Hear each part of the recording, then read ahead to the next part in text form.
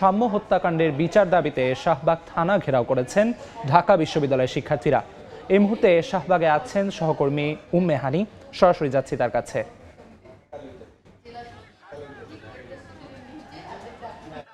ঢাকা বিশ্ববিদ্যালয়ের শিক্ষার্থী শাহরিয়ার হোসেন শাম্যর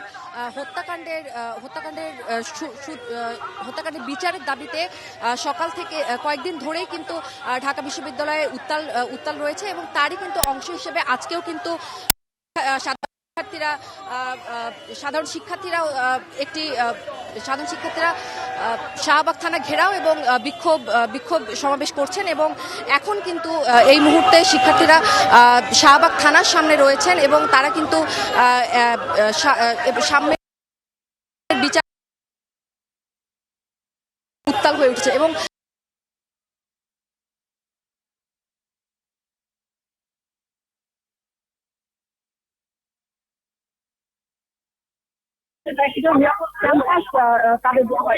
সকাল 11টায় মূলত অবস্থান নেন এরপরে কিন্তু এবং তারা এটাও দাবি করছেন যে একটি যেন নিরাপদ ক্যাম্পাস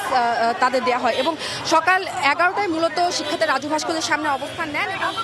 এরপরে কিন্তু দেখেছি যে ছোট ছোট একটি দল তাদের সাথে যোগ দেন এবং ধীরে ধীরে কিন্তু এইসব এবং এখন কিন্তু শিক্ষার্থীরা শাহবাগ থানার সামনে অবস্থান নিচ্ছেন এবং তারা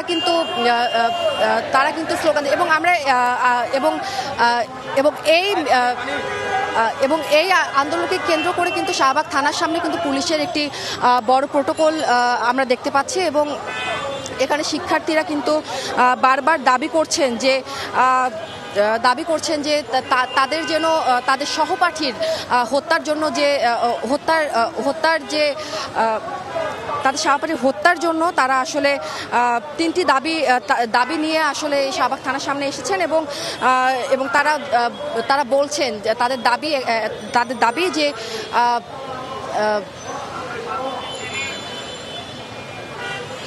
এবং তাদের দাবি দ্রুত সম্ভব 48 ঘন্টার মধ্যে আসলে শাহরিয়ার হোসেন শাম্যের যে হত্যাকাণ্ডের যে বিচার সেটি আসলে 48 ঘন্টার মধ্যে একটি আলটিমেটাম তারা দিয়েছেন এবং এখন আমরা পিছনে যেটা দেখতে পাচ্ছি তারা কিন্তু শাহবাগ থানার সামনে অবস্থান নিয়েছেন এবং তারা কিন্তু তার দাবি জানছে। এই ছিল আমার কাছে শাহবাগ থানার সামনে থেকে সর্বশেষ। শাহবাগ থেকে সবশেষ জানাচ্ছিলেন সহকর্মী উম্মে হানি।